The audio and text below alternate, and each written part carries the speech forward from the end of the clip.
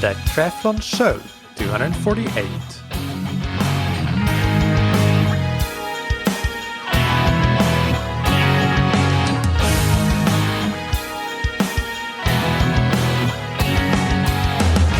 Hey, what's up everybody, and welcome back to another episode of That Triathlon Show, the podcast presented by scientifictriathlon.com. I'm your host Michael, and on today's episode I interview Professor John Hawley. John is one of the world's leading researchers on the cellular and molecular basis of endurance sports adaptations, and in particular when it comes to adaptations within skeletal muscle. In this episode, we talk about things like adaptations in skeletal muscle, as mentioned. We talk at length about the train low strategy, so training with low carbohydrate availability. We talk about how muscle fiber profile may influence training strategies. And we talk about the importance of peripheral compared with central adaptations. But before we get into the interview, big thanks to our sponsors. First, we have Precision Hydration that you can find on precisionhydration.com. Precision Hydration create electrolyte products, and they can be used to match your individual sweat sodium content. If you are somebody with a low concentration of sodium in your sweat, then you can go with their low concentration supplement. And they also have medium and high versions of that electrolyte supplement as well. And you can quickly and easily find out what you are by simply taking an online quiz that will give you a good ballpark estimate of where you stand. And this quiz has been validated against measurements taken with medical grade equipment in Precision Hydration's labs. So it really will give you a good estimate and a good starting point for your dialing in your hydration strategy. You can get 15% off your order with the promo code THATTRIATHLONSHOW15 on precisionhydration.com. And thank you to Roka that you can find on roka.com. Roka's wetsuits, tri-suits, swimskins, goggles, and high-performance eyewear are trusted by some of the most successful triathletes and other endurance athletes in the world, including athletes like Javier Gomez, Lucy Charles Barclay, Mario Mola, Katie Zafiris, and many, many more.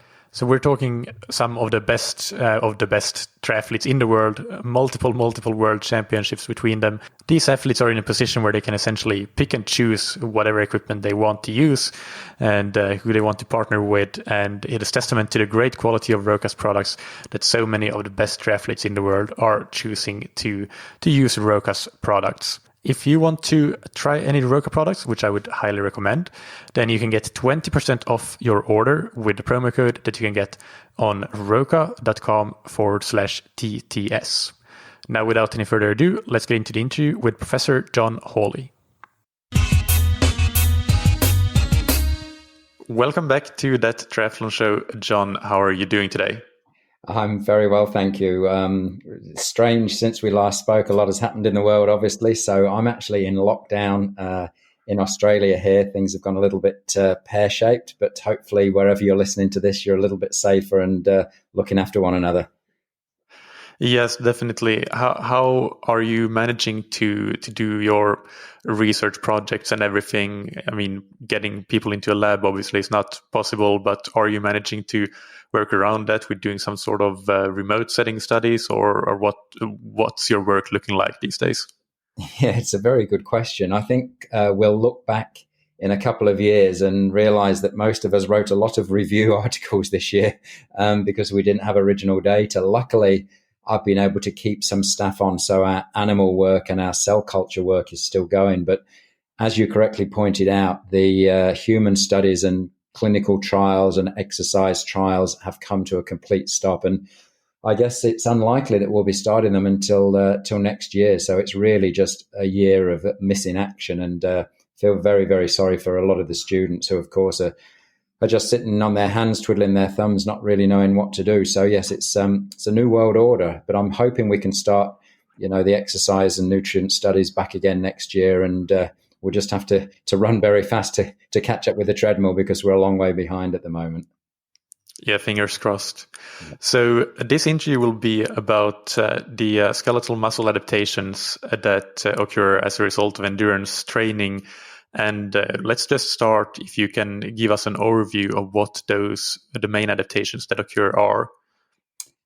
Sure. Well, look, I mean, I tend to look at things from a muscle-centric point of view, but of course, when we train, we've also got to remember that we're training many organs simultaneously, the heart, the lungs, and everything else. I'm going to take, as I said, a muscle-centric view today and focus on some of those adaptations. And I guess one of the earlier adaptations is that the trained muscle is capable of oxidizing or preferring to use more fat than carbohydrate. That's a very early training adaptation. And the reason it can do that is it's building up a lot more mitochondria, a lot of the capillary supply to bring nutrients in and out of the skeletal muscle.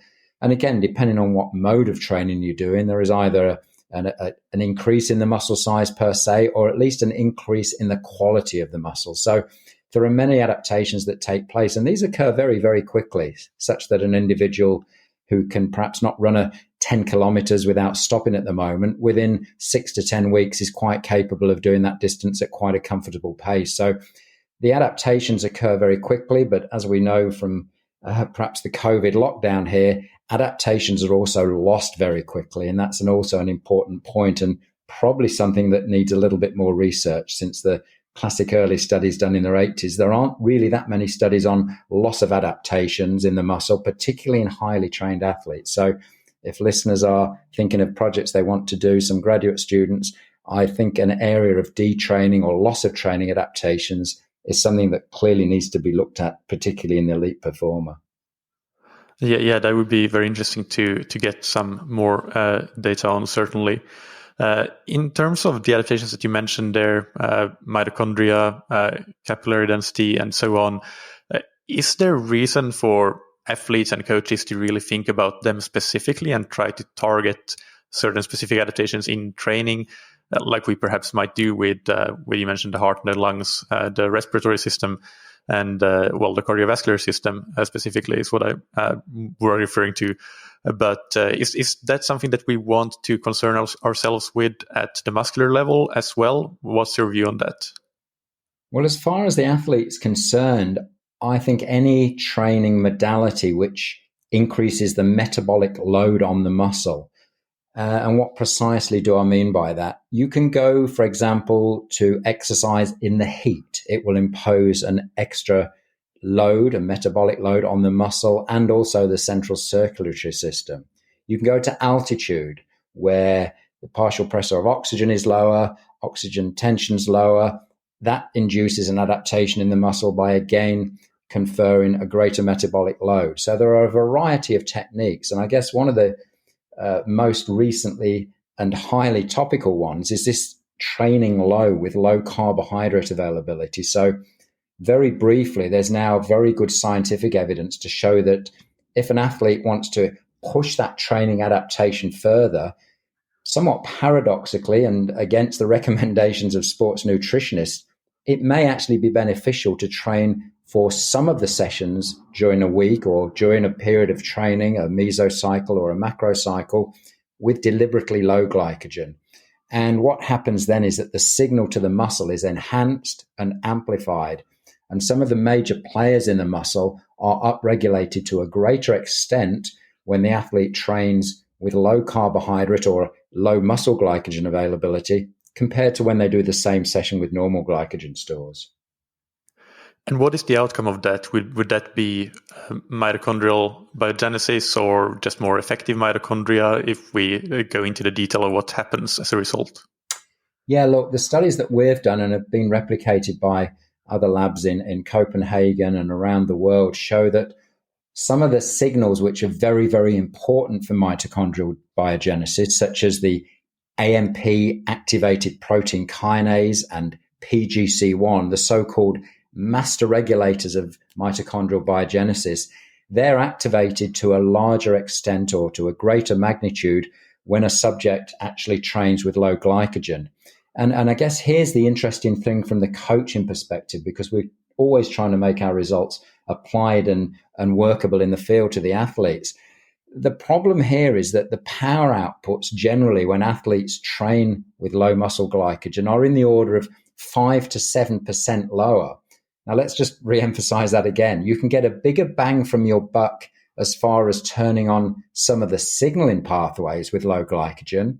But for the coaches, you've got to be very careful, because if the athlete suddenly sees that their, SRM data or whatever particular training modality that they're doing, the velocity, the power output or whatever is 5 to 6% lower, then the athlete starts to worry. And sometimes that's a big problem psychologically. So although I'm talking about physiological adaptations and pushing the muscle adaptation further, you have to really marry that with the athlete and coach's perspective, who may not at certain times of the year want that actually to occur. So again, I would put this training block very, very early in the preparatory stages. I wouldn't literally put it in the 4 to 6 weeks before competition. So if you want to boost the mitochondria, if you want to get some of those extra adaptations at the skeletal muscle, I would do this, if you like, in the pre-season build-up, or at least during the aerobic base training of an endurance trained athlete. And of course, we haven't talked about strength training yet, but there would be absolutely no reason to do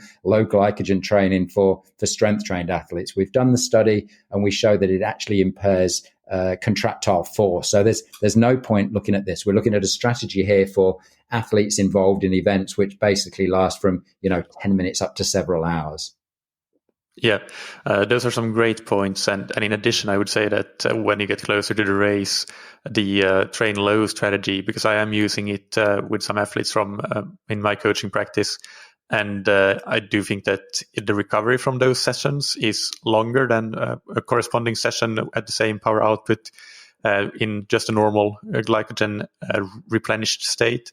And that's also another reason to be careful when you are closer to the race and you really want to nail your key sessions. Even if you have a glycogen replenished session planned for the next day, then you might not get the same results because you just put yourself into a little bit of a deeper hole the day before with a fasted and train low session than you would have done having done the session just normally. So I agree with the periodization of this work completely. Well, look, if I can just follow up on that, because that's a really, really good point. And often, the athlete is focused on a training session, but it's also about recovery from that session. And again, I think it's a really good point that you raised, because we know from early studies that firstly, there's two scenarios here. If the athlete is not ingesting carbohydrate during exercise, we know that certain interleukins, IL-6 and other, if you like, stress-related muscle exokines are higher, but also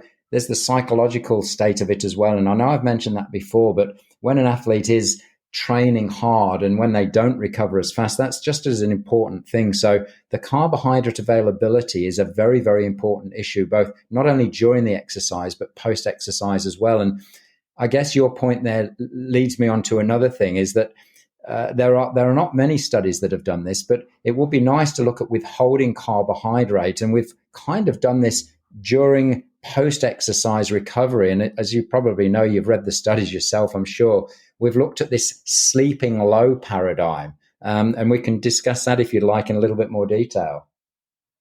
Yeah, that would be great. And I have practiced that personally as an athlete as well. It's kind of interesting, but really curious to hear what your thoughts on that is.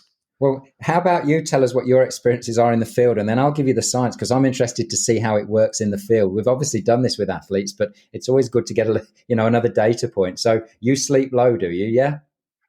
Yeah, I've done that.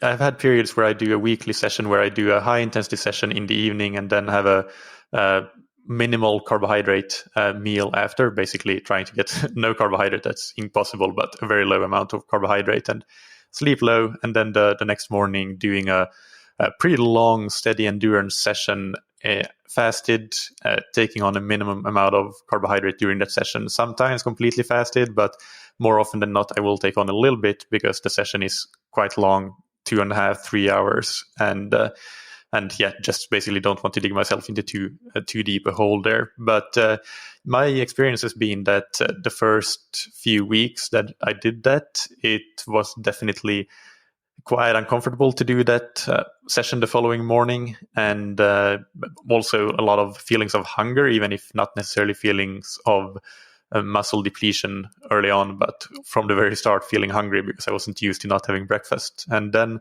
as the weeks passed, I actually started to feel being able to do that session and feeling strong throughout. And even when doing it with zero carbohydrate throughout a 3-hour session, for example, at at a very steady endurance pace. So I felt that actually the adaptations are quite big and quite quick to that specific sort of setup that I've done, but also felt that doing it once per week, because it's quite a potent stimulus, I feel, is more than enough. I think that maybe otherwise you would compromise too much of the rest of your training.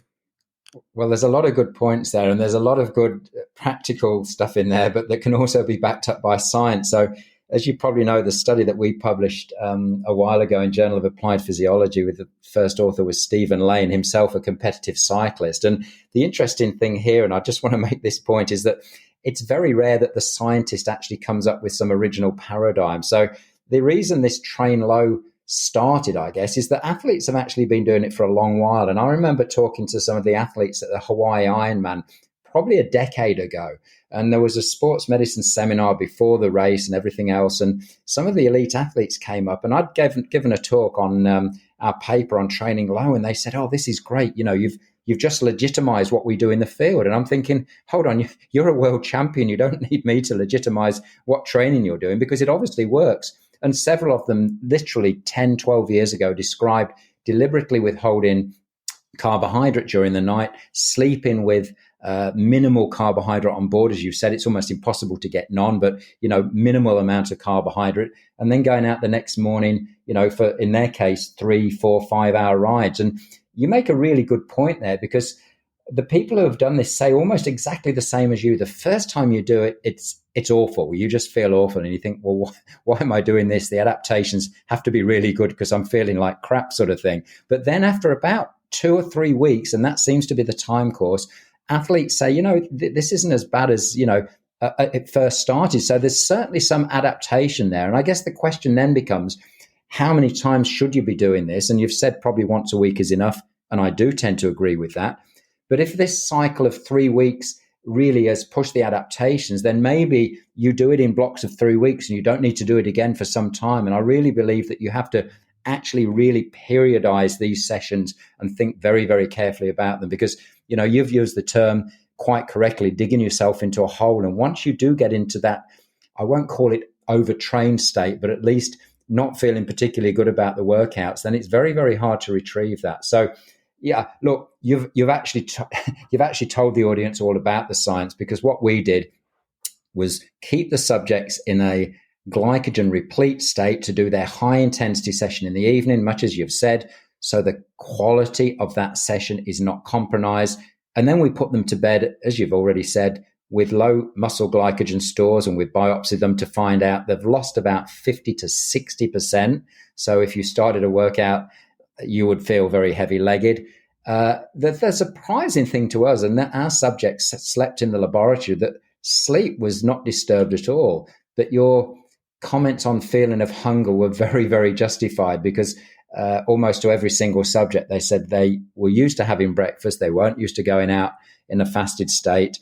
And they found the very first time they did this extremely hard. So I think there's a lot of science to back up what you've said, and vice versa. And again, I'd like to make the point that breakthroughs in training are usually made by athletes in the field, not scientists in the lab. And we merely come along and say, "Oh, that's pretty good. We can show you the mechanism." But again, it's the coaches and athletes who are pushing, I think, the scientists often, rather than the other way around. Yeah. And how important do you think that the training low is, for example, even like taking it to the very extreme, if you will, with doing something like a high intensity session in the evening and then not having any carbohydrate after that session before you go to bed? Is that really essential, do you think? Or can this be done in a slightly lighter version where you just go about your regular day and then you simply go out and do a ride the following morning, or a workout, and you do that fasted and still get some of the benefits? Yeah, look, I mean, it's a very good question. And I've been asked this a lot of times at conferences and by coaches and athletes. And I guess the question you're really asking is, how low does your glycogen have to be to get that, maximum stimulus from the training adaptation the next morning? And there's a couple of reviews in the literature from James Morton's group and Graham MP and ourselves as well. And we've sort of hit upon this figure of around about 50% of your resting glycogen. So again, without getting into too technical details of muscle glycogen, wet weights and dry weights, the easiest way I say this to athletes is that How do you know if 50 or 60% of your glycogen is depleted? Well, you get up the next day and you feel very heavy-legged even walking up the stairs. And that's usually a sort of litmus paper test for us. In direct answer to your question, do I think that high-intensity session in the evening is justified, and do we need it? I think the answer to that is more yes than no. And the reason for that is I do think you do need to start that next morning session with quite low glycogen levels, 60 or 70 millimoles, probably even less wet weight, which is around 50 to 60% of your resting values. I don't think that unless you do that high intensity session that evening, that you drag your glycogen levels down, number one. Number two, the reason for doing that session in the evening, as we've pointed out already, is that you don't compromise the quality of the quality workout, if you like. So you're still getting that high intensity training session in at the power outputs or speeds that you want to. The next morning, it hurts a bit, but you've got the training session in the bank from the night before. And, the psychological thing, again, I've emphasized it several times now, is important. If you can tough it out on that first week, then, as you said, it becomes, I won't say easier, but it becomes less aversive the second and third week. So I think, yes, I'd stick my neck out here and say, I really do think that high intensity session in a glycogen loaded or repleted state the evening before is necessary. And of course, we've had some interesting anecdotes from coaches who get their athletes to do this. And when you quiz the athletes on their nutrition, it's clear that they've taken in far too much carbohydrate in the night. And as you pointed out again, it's hard to get no carbohydrate, but sometimes athletes aren't aware of carbohydrate containing food. So they've come back the next morning and, they've had 100 grams of carbohydrate. We're saying, well, that's not sleeping low. So you've got to be careful with the nutrition as well. It's not just saying, well, I don't want any ice cream or any bread or any pasta. Foods, fruits, and everything else contain carbohydrate. So to get a very low carbohydrate meal, you have to sort of think about that as very carefully as well. Yeah. Okay, good. Great to hear your take on that. Now, what about intensity and duration and their impact on the cellular adaptations? Like, for example, if we compare just generally high intensity interval training and longer workouts, like the typical long ride or long run, how do they impact the adaptations, and how do you want to? What are the implications of that for the training program? Well, look, the high intensity training, the HIIT training, has received an awful lot of publicity and scientific inquiry over the last, I guess, decade, starting with some of the work from, Marty Gibala's lab at McMaster University in Canada, and again repeated in the Norwegian studies and some of ours in Australia too. I think we've got to be careful here when we talk about high intensity training, because high intensity training for the athlete is completely different to the man or woman in the street who is at the gym doing it, which you see quite often, and they're doing it for other reasons. For the athlete, training is for performance. The athlete doesn't train to train. They train to compete. They train to race. So it's completely different. Yes, high intensity training is a very potent intervention. There's absolutely no question of that. It will get you from A to B as far as training adaptations very quickly. But I'll put a caveat in that. Almost all the studies of high intensity training, be they on semi-trained athletes, and for the most part, they're on college age males, have been very, very, very short term. They've been 4 weeks, 6 weeks. Some of them in Norway have been up to 4 months again, but they're not with athletes. So is HIIT or high intensity training a potent intervention? Yes. For the time that you spend doing it, it's very, very potent. Having said that, though, an athlete doesn't train just by HIIT or just by endurance. So I think it's part of a periodized training program, but I think it's been probably a little bit overplayed in the athletic literature. And again, you've got to be careful when you try and extrapolate the results from college age males who are, with maximal oxygen uptakes of 30 to 45 mils to athletes who are a completely different animal. It's very potent. It does put tremendous, if you like, metabolic load on skeletal muscle. But for the athlete, it has to be done at incredibly high power outputs if you're going to get the bang from the buck. So it's part of a periodized training program. And again, we've got to remember that the athlete is a completely different animal to the person in the street who uses HIIT perhaps 2 or 3 times a week just for cardiovascular fitness and getting from A to B as quickly as possible.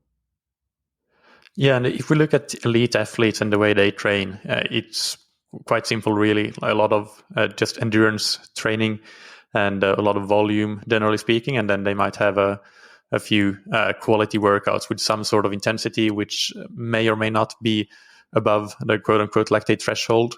So maybe some HIIT, maybe something that is more submaximal but still challenging. And they obviously they are at the top of the game, the top of the pinnacle when it comes to endurance sports with that approach of training over years and years and years. So that leads us to conclude that probably a lot of the adaptations are not from high intensity training, but from just the base endurance training that they're doing, and just getting the balance right of all of them. So is there something that we can we just infer from the way that athletes train that is the optimal way of inducing the adaptations that we're after, or are there more mechanistic evidence for how the different modalities of training, high intensity and low intensity, work? Yeah, look, that's a really good question. I mean, I remember being at Loughborough University in the 80s when Sebastian Coe set 4 world records in 41 days. And there was a comment with one of the coaches there that you could have trained him by running backwards. He was so genetically gifted. And I think we've got to be very careful here of saying, just because athletes do this and they succeed, they're successful because of that. They have very, very good genetics. They've chosen their parents wisely. And they almost start, on the start line with that advantage. Having said that, the trial and error method of coaches and athletes has refined training practices such like you've got to assume that most people at the top of their game, world and Olympic gold medalists, are doing most things right most of the time. Now, that doesn't mean to say they're doing all things right all the time, but I'd be quite comfortable to say that, I've talked to a lot of coaches and a lot of athletes over the last 3 or 4 decades, and I'm quite happy to say that probably 90% of what they're doing is absolutely correct. I mean, if we look at a typical endurance athlete's periodized program, as you said, there's an awful lot of volume in it, an awful lot. And I guess, at least for swimming, there was this movement a decade or so ago of, too many miles, we need to do more quality. But it's interesting how the pendulum has swung back to that. So firstly, it's a little bit sport specific. Secondly, it's very event specific. If your event is the Hawaii Ironman, you've got to do more than an hour of high intensity training. You've got to put the miles in. You've got to get those adaptations in the muscle. You've got to get the fueling right. You've got to get pretty much everything right on the day. So I don't think HIIT or high intensity training is a good substitute for the endurance miles, particularly if your event is greater than 90 minutes or even perhaps a little bit shorter than that. Where I do think HIIT is very important is in that immediate 2 to 3 weeks before a race, when you really do need to sharpen. I would use it in the taper phase, for example. So we use much longer reps. We use you've probably seen in the literature, we've detailed them quite extensively, 8 times 5 minutes at around about 85 to 90% of VO2 max with a minute recovery. We find that is a brutally hard session. The athletes are capable of doing perhaps 2 sessions of that a week for 3 weeks, and then another couple of weeks where they might do much shorter HIIT type of training. But again, this is all on the background of an enormous base of endurance training, which has been accumulated over many, many years. Yeah, and that's a topic that's always interesting, because we have had a movement of a lot of coaches adapting sort of reverse periodization, where they do a lot of intensity in the early part of the training season. And I guess the counter argument to that is that, well, the traditional periodization, it seems to be doing a good job in building up the athlete and then having them be able to better absorb and including recover from, perform and absorb and recover from the high intensity training when you do include it, which the reverse periodization paradigm doesn't necessarily do, although it, of course, has its potential benefits, some arguments for it that seem logical, at least at face value, to it as well.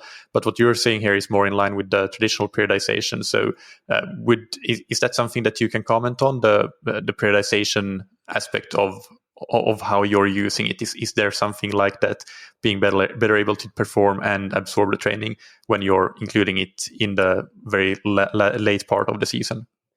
Well, look, we've talked, and in the introduction you said this was about skeletal muscle, but you've got to remember that particularly for weight bearing sports such as running, when you're doing the high intensity training on the track or wherever you happen to be doing it, it's not just skeletal muscle that's being overloaded, it's tendons and ligaments and all the supporting structures around them. So one of my main reasons not to include this, at least for people who are getting their high intensity training through running, is that the risk of injury is phenomenally high. And I think once you've got, a period of several months of endurance background behind you, the whole skeletal system, if you like, is better able to cope with anything that you throw at it. I mean, that's from a purely anatomical point of view. From a purely physiological point of view, again, you need that stuff at the pointy end before the races. You don't need it early in the season because you're really just building up a huge endurance base there.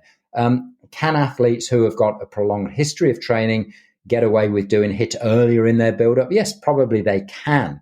But for the novice, I don't think the reverse periodization, although it has some physiological merits, I think the risks outweigh the benefits. And again, talking to the coaches here who, I've had experience working with, that they've tried it, but they try it once and they don't try it again. So I think that's probably the answer. The coaches in this instance know best, I think. So I'm not saying you can't do it. I'm not saying you shouldn't do it, but I'm saying you should think very, very carefully about when you do high intensity training. And in our experience, and I'm trying to think of a study which would even back this up, but I don't think there are too many, at least not in well-trained athletes. I think it's best left to the latter stages of a preparatory build-up and periodization rather than the early phase. I think there is one study by Steven Seiler on comparing 16-minute, 8-minute, and 4-minute intervals, I believe, and how they sequenced those types of intervals, and they didn't find any big significant differences, if I recall correctly. But that was in very well-trained athletes, I believe. But that's obviously they probably didn't do any of those. They were already training and had a good base when they started that 16-week protocol or whatever it was, 12 weeks perhaps. I'm familiar with that. But yeah, not a lot. I think you've hit probably the one and only study from Steven Seiler. Yeah, and again, they're very well trained subjects. So to push the adaptation in already trained subjects is very, very difficult. And I guess I don't want to go back to the train low, but we're absolutely amazed that when you do put in interventions such as training with low carbohydrate, you can still shift substrate metabolism. You can still do things in the muscle, which you would have thought highly unlikely, given that, most of our athletes, and even in our studies, have got a prolonged history of endurance training. So it's the same as when you put them on a high-fat diet. When you put athletes on a high-fat diet, very well-trained athletes, and of course you're aware of the work from Louise Burke on the elite Olympic race walkers there, you can double their rates of fat oxidation within a week. Now, that's absolutely incredible. And I guess here it shows the enormous plasticity of skeletal muscle to adapt to pretty much anything that you throw at it. So again, high-fat diet is a metabolic overload. It's not what the muscle wants to see. It wants to see carbohydrate. Very hard to train on. But again, it pushes that adaptation and in as little as a week. So the plasticity of even muscle from highly trained subjects still remains intact. And I think that's phenomenal, and maybe just goes back to evolution that, we had to do things, run away from woolly mammoths, or we have to do this, that, and the other. We had to run in periods of low carbohydrate. I think it's an evolutionary conserved thing that we've got this ability in the muscle to adapt to almost anything that you throw at it, given time. Now, shifting gears a little bit, I want to talk about the different muscle fiber types that we have and how they might differ, both in how they produce endurance performance. So just a little primer for the listeners that might not be aware of that, but also how might they adapt differently and how might we want to target different fiber types based on what our goals are and our limiters might be. Yeah, okay, very, very good question. All right, so I guess Muscle Physiology 101, we've got two main types of fiber, fast and slow twitch fibers, and I'll go into this in a little bit more detail. One thing I want to say though now, and I've had many, many phone calls from parents or coaches wanting their sons and daughters to be biopsied to see what skeletal muscle fiber type they have and what event they're suited for. This is absolute rubbish. If you know and you've been at school or you've competed in events, you know if you're a sprinter, you know if you're an endurance athlete. You do not need a muscle biopsy to confirm that. So the event that you do, you're probably better at that than anything else. And by definition, that is your fiber profile and it's suited to that event. So largely when we do biopsy athletes, and going back to my days at graduate school with David Costel, Frank Shorter was one of the athletes and Alberto Salazar was another of the athletes that were biopsied in studies there in the 70s and 80s. And Salazar had an amazing 93% slow twitch fibers. Now, the slow twitch fibers, if you take them out of the muscle and contract them, their contraction speeds and their contraction velocities, as the name implies, are slower. They're highly oxidative, meaning that they like to burn fuel with aerobic pathways. In contrast, slow twitch fibers, which again can be divided into type 2A, Bs, XYs, there's lots of different nomenclature here. But basically, you've got two types of fast twitch fiber. The fast twitch A fibers, which depending on how you train them, can take on the characteristics, some of the biochemical characteristics of a slow twitch fiber. But again, depending on if you train them with intense power type training, can almost look like a type 2B fiber. Type 2B fibers are the very explosive fast twitch fibers, pure fast twitch. You would expect 100-meter sprinters and powerlifters to have a predominance of those. Interestingly, if you take a biopsy from just an untrained subject, the type 2B fiber is not only the biggest fiber in cross-sectional area to start with, but it also has the most potential to get bigger. So it's no surprise that sprinters, A, are genetically gifted to have a larger proportion of fast twitch fibers and fast twitch B fibers, and B, that when they do train them, those fibers hypertrophy or get larger to a greater extent than the other fibers. So the fast twitch fibers are literally that. They contract fast, they have high glycolytic potential, they're involved in short, high-intensity bursts of exercise. Slow twitch fibers, on the other hand, aerobic predominant fuel supply involved in events lasting several minutes to up to several hours.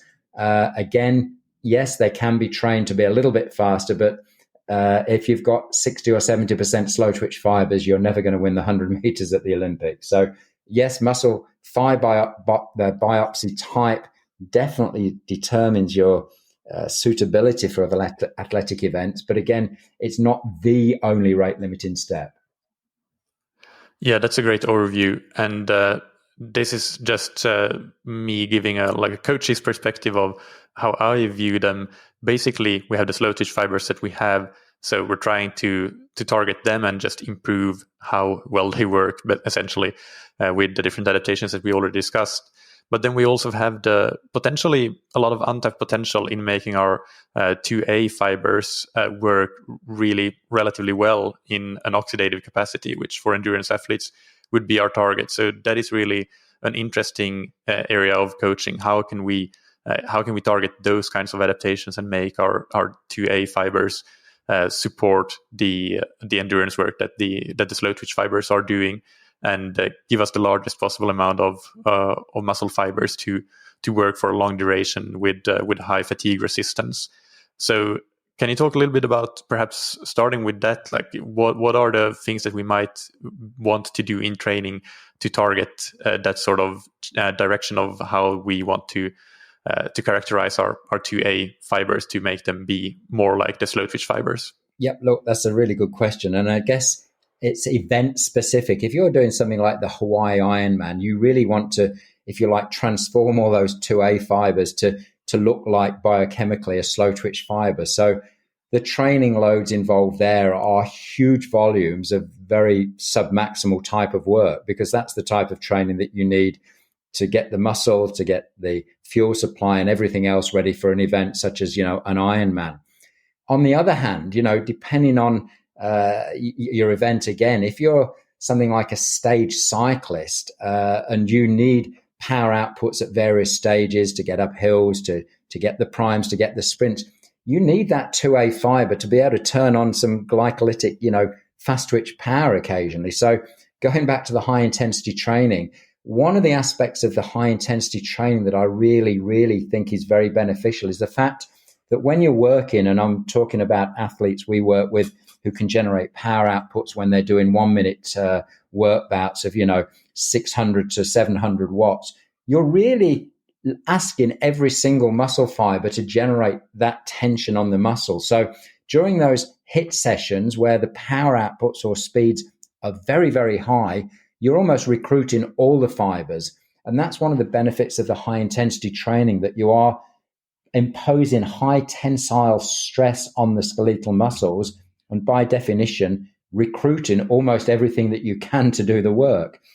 And again, you've talked about fatigue resistance. I think that's a really nice term, because any race has an aspect of fatigue in it. There's absolutely no question about that. So what you're trying to do is to make the skeletal muscle adaptations such that the fatigue resistance is built up to be greater than it was before training across the whole range of fiber types. And again, there isn't much.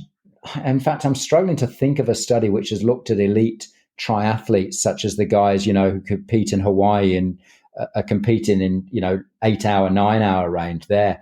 I strongly suspect that they have 60 to 70% type 1 fibers. I strongly suspect that their 2As look almost like a type 1 fiber. And I suspect they have very, very few type 2B fibers. So again, they're training an event which they are biochemically and morphologically suited to. So the training programs that can recruit a whole range of fiber types are those at the upper end. But again, if your event is one that doesn't particularly demand periods of high intensity bursts, then yes, you really want to make your 2A fibers almost look like a type 1 fiber, a slow twitch type of fiber. I'm glad you made that point about depending on the endurance event you're training for, you want to retain some or even a lot of that glycolytic production capacity of the 2A fibers, because my mind immediately went to the typical athlete that I coach, which is one focusing on half or full distance triathlon generally. So, but that's definitely not the only endurance sport. So it is event specific, as you say. One question around this, I have seen some data on where you actually start recruiting more of those 2A fibers, and I seem to recall 70% of VO2 max or so, which isn't a high intensity, but it's not a very low, just noodling along intensity either. So if you want to actually work on those fibers, to me, what I've been doing in coaching practice is to basically try to get to sort of a tempo-like effort, essentially, to make sure that we do that. Is that something that you can shed some more light on? Well, look, I mean, if you look at the studies that were done by Philip Golnick and David Costel and Bengt Saltine in the 60s and 70s, they looked at the patterns of glycogen depletion in individual fibers. And that's where a lot of this work comes from. And the problem with it, not that it's problematic in terms of the science, is that these weren't very well trained subjects. So I tend to think, 70% is a pretty low threshold to start recruiting the 2As, and especially obviously the 2Bs from that perspective. I think the other thing to remember as well is that, many events, and let's just go back before we answer that question directly, many events these days, even though they're so-called endurance events, if you think of a lot of the big city marathoners these days, the London, the New Yorks, think how many times it comes down to a sprint in the last kilometer. I mean, really, you have to be able to turn on that fiber and generate higher tensile strengths and velocities. And if you haven't trained that, then it's not going to be there on demand. So again, you've stressed the importance of, the half triathlons and the full triathlons. They're basically an event where you set out at a certain pace, a certain goal pace, and you hope that you don't fatigue over the duration of several hours. Well, the marathon is also like that, but the ability at the end of a marathon or the end of a stage race in the Tour de France is not due to the slow twitch fibers. It's due to the 2As and the 2Bs. So again, we have to remember that in training, that if you don't use it, you will lose it. So there has to be some aspects of training which tap into all those fiber types. And I think that's a very, very important aspect that needs mentioning as far as the practical side of the training's concerned. And I've completely forgotten your question now. I've just gone off. Well, to follow up on that, well, you did answer it in a way, because you said that the studies that showed that sort of 70% of VO2 max threshold for recruiting the fast twitch fibers, it might be low because of the subjects being untrained. Which is, I'm actually honestly surprised to hear that. It means that you would need to go a bit higher. So maybe, I don't know where you would want to put the threshold, 80% of VO2 max, and actually we're approaching a lactate threshold at that kind of intensity, if not being there already. Is that the conclusion that you would draw? Well, let me put a slight curveball in here. Another way to recruit these fibers, which is very easily done, is use different training modes. And what I mean by that is that for the runner, you could look at downhill running or uphill running, where the fiber recruitment pattern is totally different. For example, we know that when you run on the flat, you're largely using the gastrocnemius muscles. We know that from the glycogen depletion studies. But once you start running uphill and downhill, there's a tremendous load on the quadriceps, particularly the medialis and the lateralis there. And again, you've got to remember that every single muscle, even in the same athlete's body, doesn't possess the same amount of fast twitch to slow twitch fiber ratio. So rather than put an intensity of it, I'd be a little bit more creative and think about ways that you can cleverly tap into those different fibers. And certainly the HIIT training's one, but the downhill and uphill running is another method of doing that. And of course, with that becomes some other caveats, in that downhill running may be associated with some muscle damage. Is muscle damage good for endurance sports? Do you need to have some damaged muscle to build up, et cetera, et cetera? But again, I'd be reluctant to put a threshold on it. I would more likely to think of different ways that you can recruit those fibers by being innovative in training. Another way, of course, is plyometric training. So for the endurance athlete, there are some studies that have been done out of the Australian Institute of Sport with Philo Saunders. There's a lot of data from one of the Finnish groups, whose name I can't pronounce, but looking at middle distance runners and plyometric type training. Why does this work? Why is plyometric training very effective? Again, it's a fiber recruitment thing, as well as obviously the tendons, but little different nuances there of training. So throwing some plyometrics in there, throwing some downhill work, throwing some uphill work. I'd rather think of methods of innovative training techniques rather than just put a number and a figure on it, if that answers that question. Yes, and it brings me to my next point here, which is, well, also in terms of cycling, I think it's quite easy to visualize it with just working at different cadences, and basically a different, if we want to get really geeky on this, like a force velocity point on the force velocity curve of the working muscle.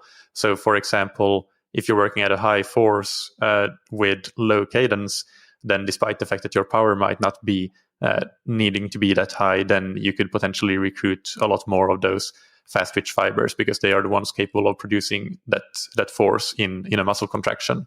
Yeah. And the same thing would apply with the running, and in running uphill specifically. And when you're running downhill, then you would also produce a lot of even more force, because it's eccentric, and that means that you can produce more force, but also you would potentially be able to combine that with a high velocity as well, because of your stride rate, your cadence increasing there.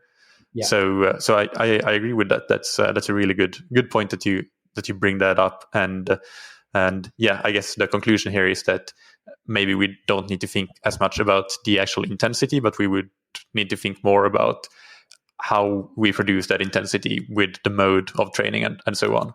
Correct. And again, just one caveat here. You've hit it on the nail on the head here.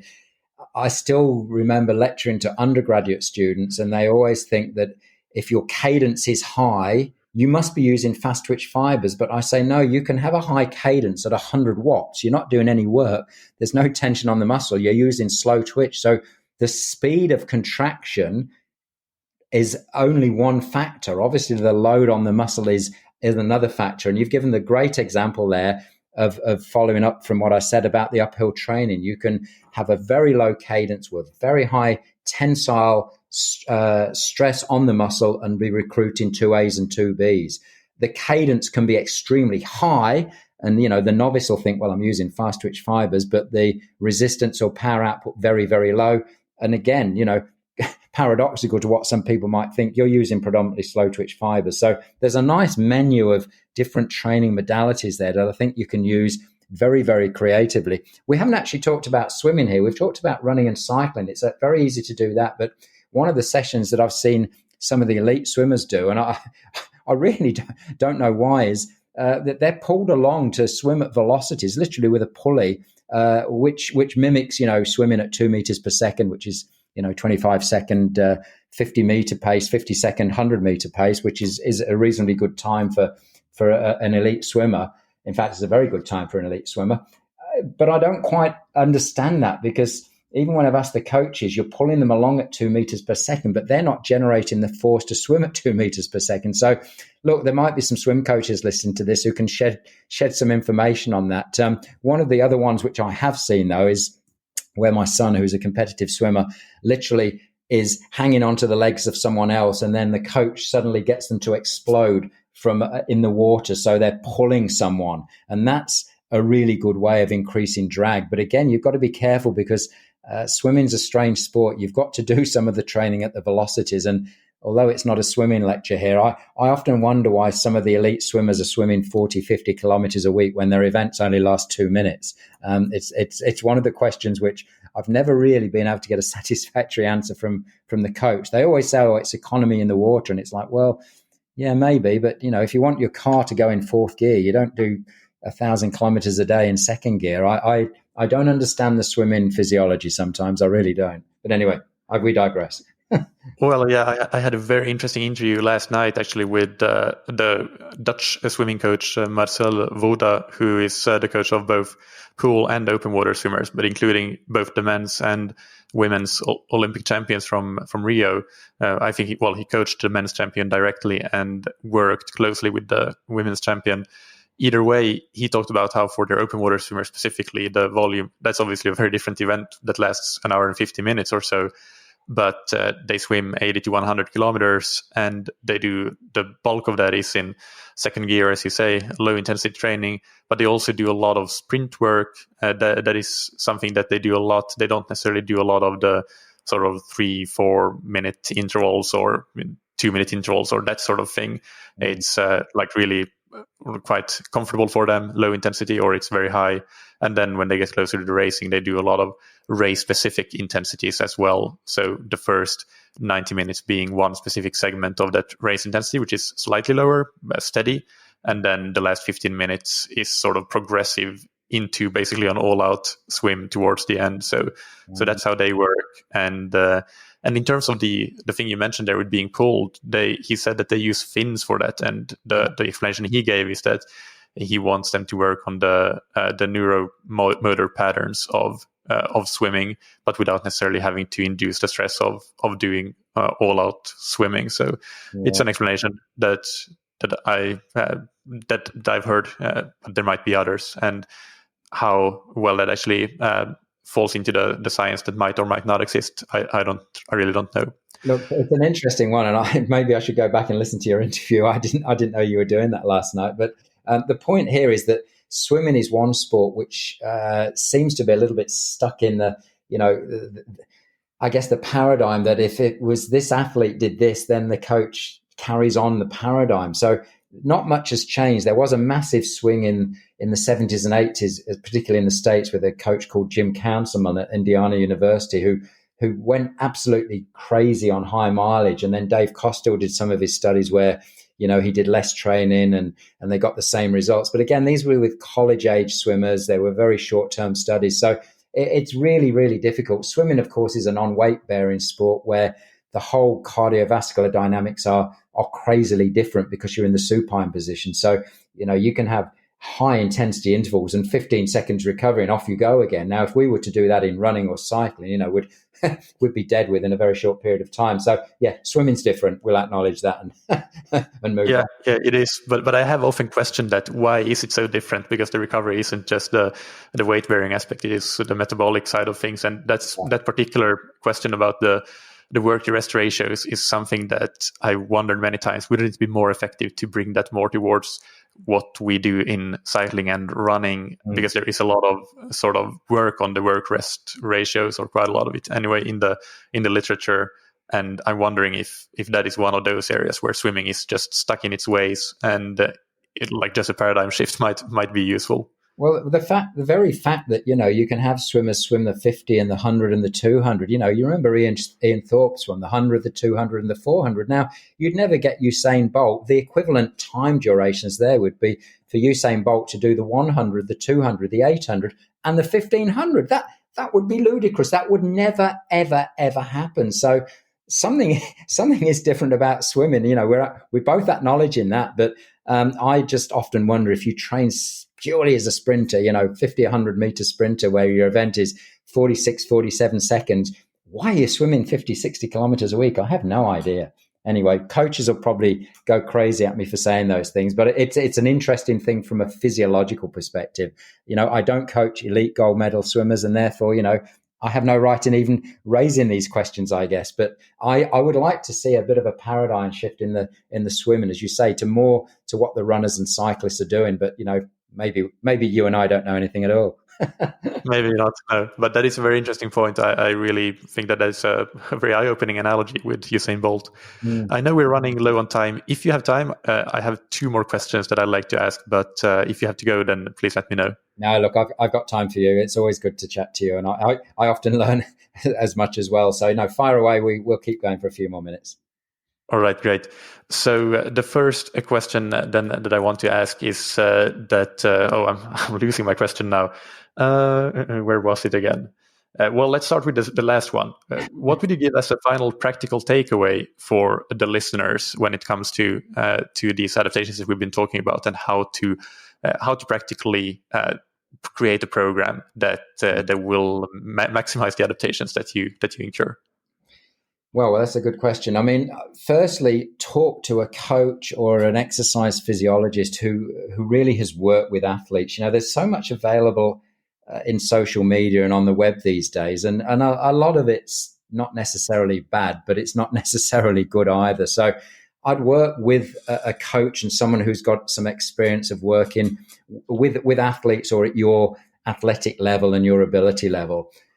I guess number 2, I'd take a long-term approach. I mean, Rome wasn't built in a day. You're not going to get to be the level of athlete that perhaps you're aspiring to be in a short period of time. Most of the endurance athletes who we work with, hit their career peaks late into their 20s. It's a little different with swimming, but again, the age of the swimmers is increasing now. It used to be phenomenally young. So take a long-term approach. Thirdly, I say, don't be afraid to experiment with different training methods and mix it up a little bit. I think we can get very stale using one particular method. And, if something isn't working for you, go back and have a look at that and see why perhaps. And I guess that's my 4th point, is very, very, very important. If you're a young athlete, if you're a veteran athlete or an elite athlete, you need to keep a training diary. You need to say, this is what I've done. This is the input. This is the output. Is it working? Is it not working? So I guess the final point there would be to have a scientific and systematic approach. And, I go back to my 16-year-old son. I say, well, why do you think you felt bad that week? What have you done different? He said, I didn't fill my training diary. And I said, well, how are we meant to know type thing? So try and be scientific about it and always have fun. But it's always, I think, very, very revealing. I still get my training diaries from, 30 or 40 years ago. And I look back and think, maybe I'd have done that differently now. Maybe knowing what I do now, I would have changed a lot of things, but that's hindsight. So I guess there are a few principles just to keep in mind as the listeners might want to embark on a training program or have a specific goal in mind. And I think it is good to have a specific competitive goal in mind. Remember, if you are competing, you're training to compete. You're not training to train. In other words, I've seen people with very good training diaries. That doesn't really cut it for me. You're training to compete if that's your goal. So therefore, everything should be aimed towards that final goal, be it a marathon, a Hawaii Ironman, or whatever it happens to be. Absolutely. And that's all the more important to keep in mind these days, because platforms like Strava, general social media, I think makes it more difficult these days to have that in mind and not the workout itself in mind. And hero workouts can really ruin a season in terms of the race results if that's what you're going for because of Strava and social media and so on. Yeah. And I remembered the other question I wanted to ask now. We've been talking about musculoskeletal adaptations here, but how do they sort of relate to the cardiovascular adaptations and tendons, bones, ligaments, and so on? How important are they? Obviously, we need to look at the holistic picture of the athlete, but for this interview, we have focused a bit on this one side of the picture. But if you can, would it be more common for athletes to be limited cardiovascularly, for example, compared to peripherally in their muscle cells? Look, that has been debated for years by people, far wiser than myself, Bengt Saltine, David Costel, etc., through the ages. So your question rephrased is there a central limitation or is there a peripheral? Central being, heart and lungs and the cardiorespiratory system, or peripheral being muscle. I'll give you a very, very simple answer. I think in athletes who are naive, or not even athletes, individuals who are starting to train, there's no question that they give up because they're breathing heavy and they're cardiovascularly limited. They don't like to sweat. They puff very easily and think that's a sign of fatigue and everything else. I think the longer you train, the more experience that you have with training, you've got a prolonged history of background. I think the skeletal muscle, therefore, is probably the rate limiting step. But you also touched on something that we did mention earlier, the tendons and ligaments. And I've got a mantra with my 16-year-old son again to bring him up. You can't be fit before you're healthy. And I think a lot of people make the mistake of thinking that, I can run, I can swim, I can cycle, I can do this. One thing that we haven't touched on, and is way out of my league of expertise, is the mechanics of sport. And that's why I said in the previous question, you need to get a coach to look at your technique. You really must get the technique right, because I can swim all I like. I am never going to swim 24 seconds for 50 meters or 50 seconds for 100 meters, no matter how many hours I spend in the pool. My technique is rubbish. So athletes in some sports don't self-optimize. And again, I think it's really, really, really important, even before we start talking about whether you're cardiovascular limited or peripherally limited in the skeletal muscle or the tendons and ligaments, to get a coach, because you may well be biomechanically limited. And I think that's a very important aspect. And again, you're a coach working in the field with an extensive knowledge. I don't think you can replace a good coach, to be honest, in however level you happen to be, whatever performance you happen to aspire to. So again, in the previous question, I said get a coach, and I will emphasize it again. I don't think you need to worry about what limits you. I think you need to aspire for good goals and have a coach who knows what they're doing, who can prepare you optimally. They'll tell you what the problem is very, very quickly. And, no amount of textbook reading or online stuff will do that for you. So I think that's probably a good place to end, and a good plug for the coaches, because I really do believe that, as I said very early on in the piece, that it's lovely doing sports science. I love the job that we do, but often some of the things that the coaches have come up with have given us the best ideas, the train low, for example, the high intensity interval training.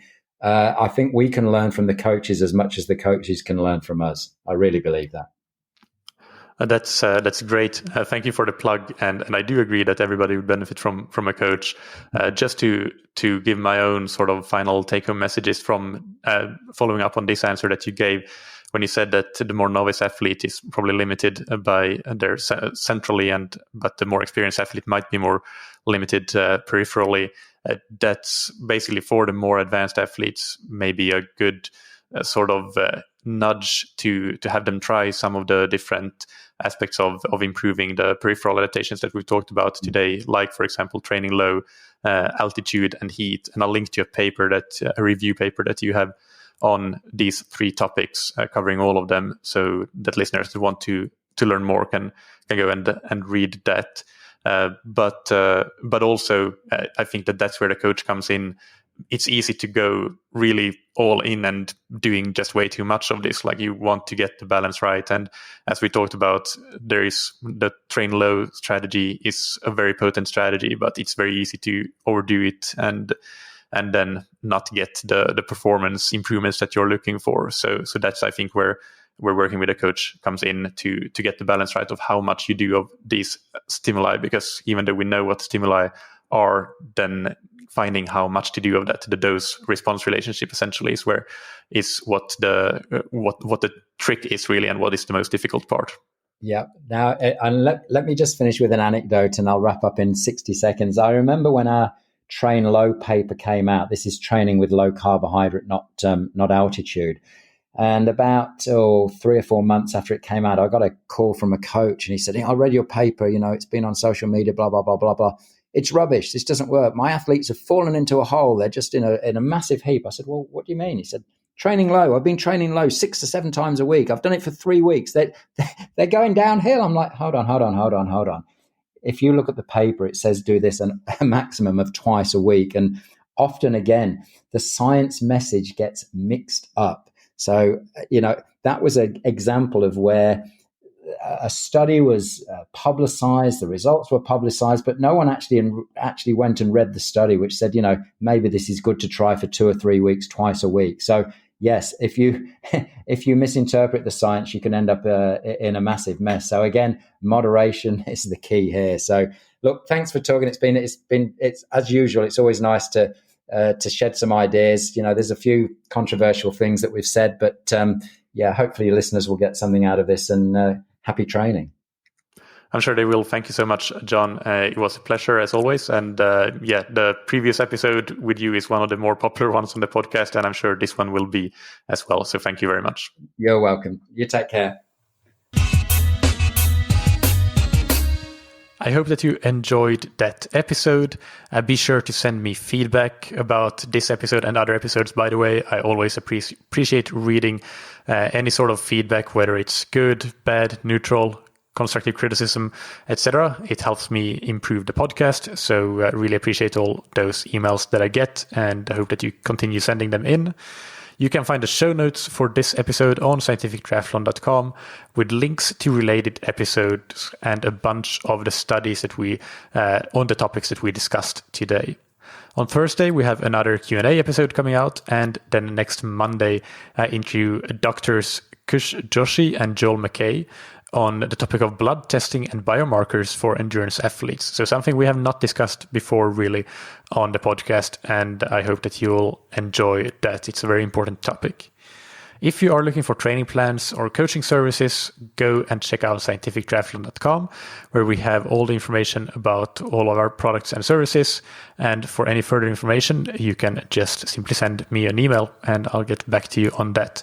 But if you're looking to take your triathlon to the next level, then as John said in the interview, getting a coach is going to be really important. And that's something that I hope that many of you realize and go and consider scientific triathlon coaches as an option.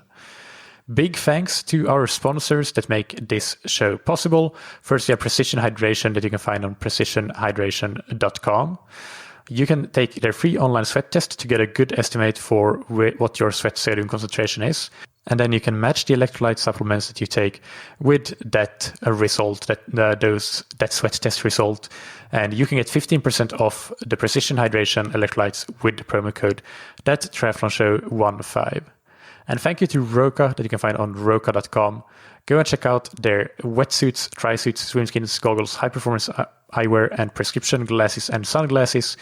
These are all designed to be as good as they can possibly be, raise the bar in each given product category, and I really can't recommend them enough. You can get 20% off their products with the discount code that you can find on roka.com/TTS.